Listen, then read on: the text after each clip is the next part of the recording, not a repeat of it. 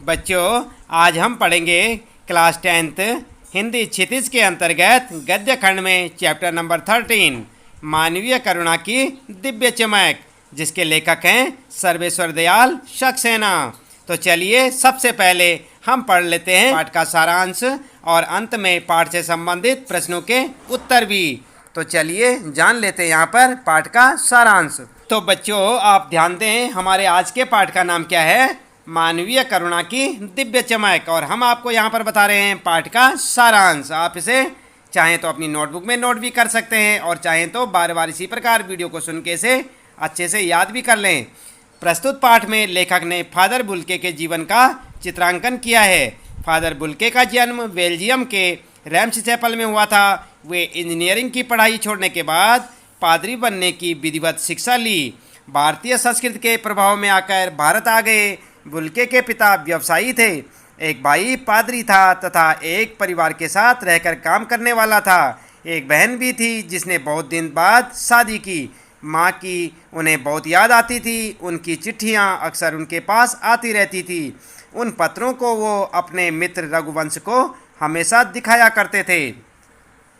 भारत में उन्होंने जिसेट संघ में 2 साल तक पादरियों के बीच रहकर धर्माविचार की शिक्षा प्राप्त की। 9-10 वर्ष दार्जिलिंग में रहकर अध्ययन कार्य किया। कोलकाता में रहते हुए बीए और इलाहाबाद से एमए की परीक्षाएं उत्तीर्ण की। हिंदी से उनका अत्यधिक लगाव रहा। उन्होंने प्रयाग विश्वविद्यालय के हिंदी विभाग से सन 1950 शोध प्रबंधन रामकथा उत्पत्ति और विकास लिखा। रांची में सेंट जेवियर्स कॉलेज के हिंदी तथा संस्कृत विभाग के विभागाध्यक्ष के रूप में उन्होंने काम किया। बुल्के ने मातरलिंग के प्रसिद्ध नाटक ब्लू बर्ड का रूपांतर नीला पक्षी के नाम से किया। बाइबिल का हिंदी अनुवाद किया और एक हिंदी अंग्रेजी कोर्स भी तैयार किया। वे भारत में रहते हुए 2-4 बार ही बेल्जियम गए। इसके बाद लेखक का परिचय बुल्के से इलाहाबाद में हुआ। आप समझ रहे हैं ना, यहाँ पर जो हमारे लेखक हैं इस पाठ के, इनका परिचय बुल्के से कहाँ हुआ? इलाहाबाद में हुआ, जो कि दिल्ली आने पर भी बना रहा। लेखक उनके महान व्यक्तित्व से बहुत प्रभावित थे, जिससे उनके पारिवारिक संबंध बन गए। वे एक बार रिश्ता बनाते तो तोड़ते नहीं। उनकी चिंता हिंदी को राष्ट्रभाषा के रूप में देखने की थी। वे हिंदी भाषियों को ही हिंदी की उपेक्षा करने पर झुंझलाते और दुखी हो जाते। लेखक के पत्नी और बेटे की मृत्यु पर बुल्के द्वारा सांत्वना देती हुई पंक्ति ने लेखक को अनोखी शांति प्रदान की। आगे कहा गया है कि फादर बुल्के की मृत्यु दिल्ली में जहरबाद से पीड़ित होकर हुई। अंतिम समय में उनकी दोनों हाथ की उंगलियां सूज गई थी। दिल्ली में रहकर भी लेखक को उनकी बीमारी और उपस्थिति का ज्ञान न होने से अफसोस हुआ।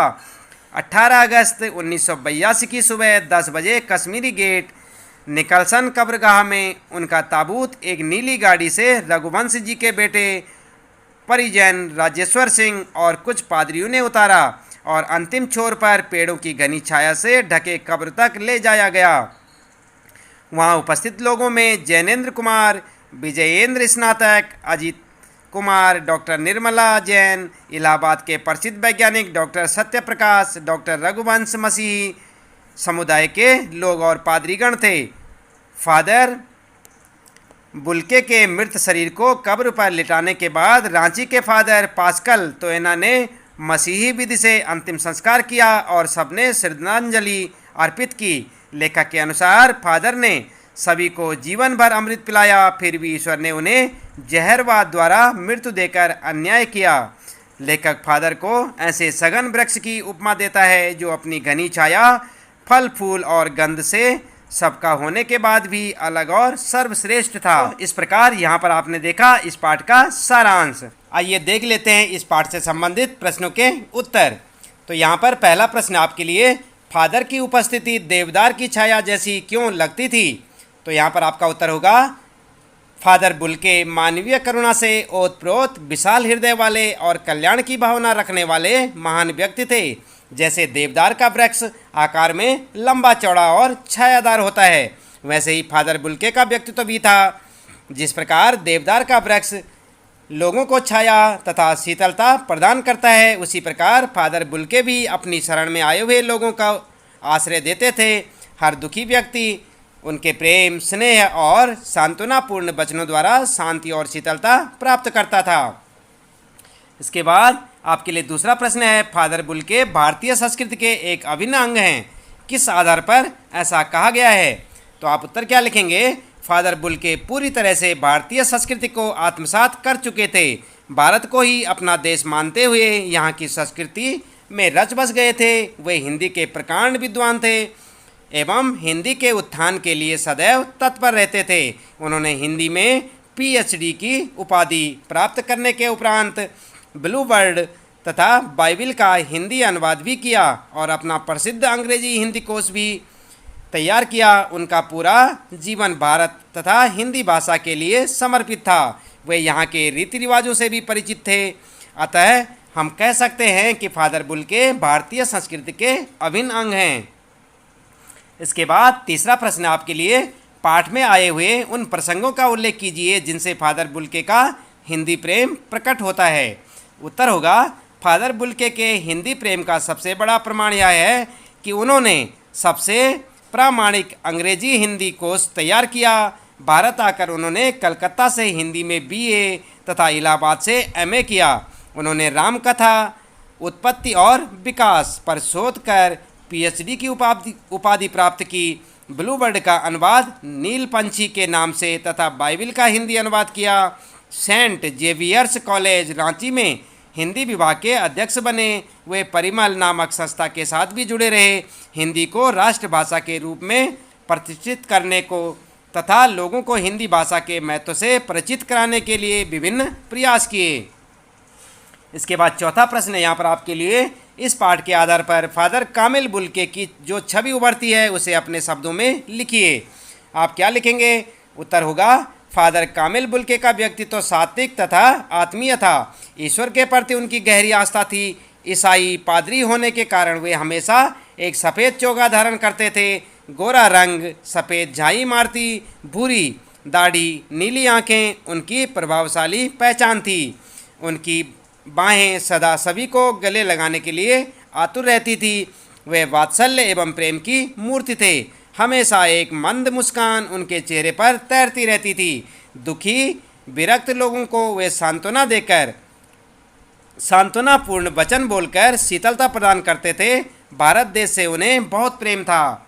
इसके बाद पांचवा प्रश्न आपके लिए, लेखक ने फादर बुल्के को मानवीय करुणा की दिव्य चमक क्यों कहा है? उत्तर लिखेंगे आप, फादर बुल्के मानवीय करुणा की प्रतिमूर्ति थे। उनके मन में सभी के लिए प्रेम भरा था जो उनके चेहरे पर स्पष्ट दिखाई देता था। वे लोगों को अपने शुभ आशीषों से भर देते थे। उनकी आंखों में असीम वात्सल्य तैरता रहता था। वे जिससे भी एक बार मिल लेते थे सुख दुख में हमेशा उसके साथ रहते थे। किसी भी मानव का दुख उनसे देखा नहीं जाता था। उसके कष्ट दूर करने के लिए वे यथाशक्ति प्रयास करते थे। इसके बाद अगला प्रश्न है, प्रश्न नंबर 6। फादर बुल्के ने सन्यासी की परंपरागत छवि से अलग एक नई छवि प्रस्तुत की, कैसे? आपका उत्तर होगा, सन्यासी की परंपरागत छवि ऐसी है कि वह घर संसार से विरक्त होकर भगवान के भजन में लगा रहता है। उसे सांसारिक वस्तुओं व लोगों के प्रति कोई अनुराग नहीं होता। वह समाज से अलग अपने आप में तल्लीन रहता है। वह अपने तथा अन्य लोगों के सुख दुख से पूर्णतया विरक्त रहता है। परंतु सन्यासी जीवन के परंपरागत गुणों से अलग फादर बुल्के की भूमिका रही है। जैसे इन्होंने संन्यास ग्रहण करने के पश्चात अपना अध्ययन जारी रखा। कुछ दिनों तक वे कॉलेज में पढ़ाते रहे तथा अन्य सामाजिक कार्यक्रमों में भाग लेते रहे। वे धर्माचार की परवाह किए बिना अन्य धर्म वालों के उत्सवों संस्कारों में भी घर के बड़े बुजुर्गों की भांति शामिल होते थे। इसलिए फादर बुल्के की छवि परंपरागत सन्यासियों से अलग है। इसके बाद 7वां प्रश्न आपके लिए, आशय स्पष्ट कीजिए। यहाँ पर आप यहाँ देख सकते हैं, नंबर 1 है, नम आँखों को गिनना, स्याही फैलाना है। तो आप इसका आशय कैसे लिखेंगे? फादर कामिल बुल्के की मृत्यु पर उनके मित्र, परिचित और सात्विक मित्र इतनी अधिक संख्या में थे कि उनको गिनना कठिन था। अर्थात बहुत लोग थे, इसलिए रोने वालों के बारे में लिखना स्याही खर्च करने जैसा है। इसके बाद दूसरा है, आपके लिए आशय स्पष्ट करने के लिए फादर को याद करना एक उदास शांत संगीत को सुनने जैसा है। आप क्या लिखेंगे? हम फादर कामिल को याद करते हैं तो उनका करुणापूर्ण और शांत व्यक्तित्व सामने आ जाता है। फादर को याद करने से दुख होता है और यह दुख एक उदास शांत संगीत की तरह हृदय पर एक अमिट छाप छोड़ जाता है। उनके न रहने से मन उदासी से भर जाता है। यह इसका आशय होगा। इसके बाद बात करते हैं रचना और अभिव्यक्ति की, जो कि आपका क्वेश्चन नंबर 8 है। यहाँ पर आपके विचार से बुल्के ने भारत आने का मन क्यों बनाया होगा? तो आप उत्तर लिखेंगे, फादर कामिल बुल्के के मन में हिंदी साहित्य, हिंदी भाषा की जानकारी प्राप्त करने की इच्छा थी। फादर के मन में शायद भारत के संतों, ऋषियों तथा आध्यात्मिक पुरुषों का आकर्षण भी रहा होगा। साथ ही वे भारत और भारतीय संस्कृति के प्रति भी आकर्षित थे, इसलिए वे भारत आना चाहते थे। क्वेश्चन नंबर 9 है आपके लिए, बहुत सुंदर है, मेरी जन्मभूमि रैम्स चैपल। इस पंक्ति में फादर बुल्के की अपनी जन्मभूमि के प्रति कौन सी भावनाएं अभिव्यक्त होती हैं? आप अपनी जन्मभूमि के बारे में क्या सोचते हैं? तो आप उत्तर लिख सकते हैं, फादर कामिल बुल्के की जन्मभूमि रैम्स चैपल थी। फादर बुल्के के इस कथन से यह स्पष्ट है कि उन्हें अपनी जन्मभूमि से बहुत प्रेम था। वहाँ उनकी माँ तथा परिवार के अन्य लोग रहते थे। मनुष्य कहीं भी रहे, परंतु अपनी जन्मभूमि की स्मृतियाँ हमेशा उसके साथ रहती हैं। हमारे लिए भी हमारी जन्मभूमि अनमोल है। हमें अपनी जन्मभूमि की सभी वस्तुओं से प्रेम है, यही हमारा पालन पोषण हुआ। अतः हमें अपनी मातृभूमि पर गर्व है। हम चाहे जहाँ भी रहें, परंतु ऐसा कोई भी कार्य नहीं करेंगे जिससे हमारी जन्मभूमि को अपमानित होना पड़े। इसके बाद भाषा अध्ययन की बात करते हैं। मेरा भारत देश विषय पर आप 200 शब्दों का निबंध लिखिए। तो ये बच्चों, ये आप चाहे तो अपने आप भी लिख सकते हैं और चाहे तो यहाँ से देखकर भी आप इस प्रकार लिख सकते हैं, जैसे मेरे देश का नाम भारत है। भारत को इंडिया तथा हिंदुस्तान नाम से जाना जाता है। इसकी संस्कृति अति प्राचीन है। भारत की सभ्यता और संस्कृति दुनिया भर में विख्यात है। देश की जनसंख्या लगभग 1 अरब 21 करोड़ है। यहाँ अनेक भाषाओं और बोलियों को बोलने वाले लोग निवास करते हैं। तो बच्चों, आप यहाँ पर ध्यान दें, जब आपको लिखना पड़े कि देश की जनसंख्या कितनी है, तो आज की तारीख में जो जनसंख्या है आप वही लिखें। भारत की संस्कृति अत्यंत उदार है। प्राचीनतम साहित्य वेदों का लेखन यहीं हुआ। उपनिषदों, वेदों, पुराणों की ज्ञान धारा यहीं प्रभावित हुई। हमारी वसुधैव कुटुंबकम की धारणा जो अंतर्राष्ट्रीय स्तर पर स्वीकृत हो चुकी है।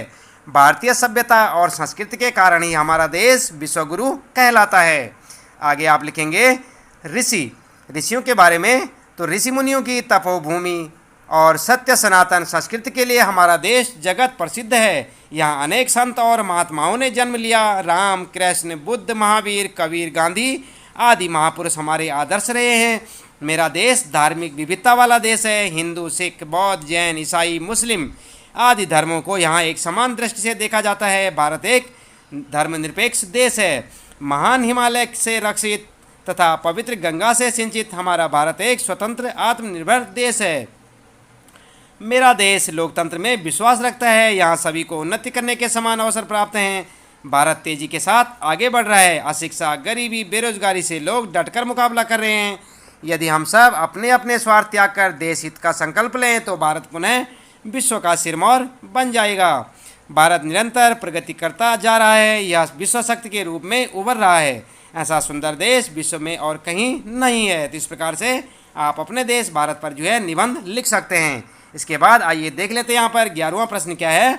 आपका मित्र हडसन एंट्री ऑस्ट्रेलिया में रहता है। उसे इस बार की गर्मी की छुट्टियों के दौरान भारत के पर्वतीय प्रदेशों के भ्रमण हेतु निमंत्रित करते हुए पत्र लिखिए। तो आप किस प्रकार से आप पत्र लिख सकते हैं? चाहें तो आप अपनी भाषा शैली में और अपने आप भी इस पत्र को लिख सकते हैं, और चाहें तो आप यहाँ से देखकर भी इसे लिखना सीख सकते हैं। जैसे यहाँ पर सरला भवन, रामनगर, दिनांक 12 फरवरी 2013 की बात की जा रही है। प्रिय मित्र हडसन, मधुर स्मृति, कैसे हो? आशा करता हूँ कि तुम अपने परिवार के साथ सानंद होंगे। मुझे पिछले वर्ष तुम्हारे साथ बिताए गए हुए हर पल बार बार याद आते हैं जब हम साथ थे।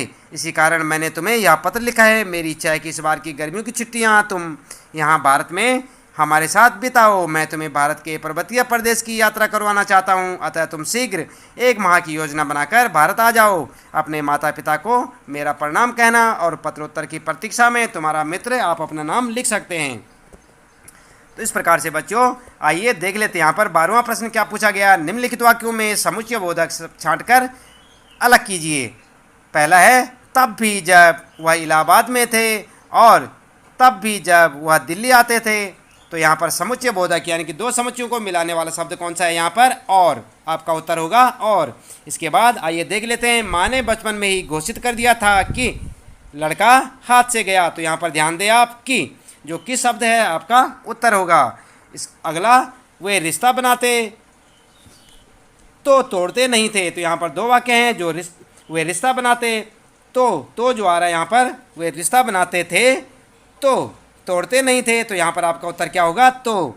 और चौथा है, उनके मुख से सांत्वना के जादू भरे दो शब्द सुनना एक रोशनी से भर देता था जो किसी गहरी तपस्या से जन्मती है। तो यहाँ पर क्या होगा, जो। और आगे, पिता और भाइयों के लिए बहुत लगाव मन में नहीं था लेकिन वो स्मृति में अक्सर डूब जाते। तो यहाँ पर क्या होगा, लेकिन। ये क्या है, समुच्चय बोधक शब्द। तो बच्चों इस प्रकार यहाँ पर इन्हीं प्रश्नों के साथ इस पाठ से संबंधित प्रश्नों के उत्तर आपके समाप्त होते हैं। उम्मीद है कि आपको पाठ का सारांश और प्रश्नों के उत्तर अच्छे से समझ आए होंगे।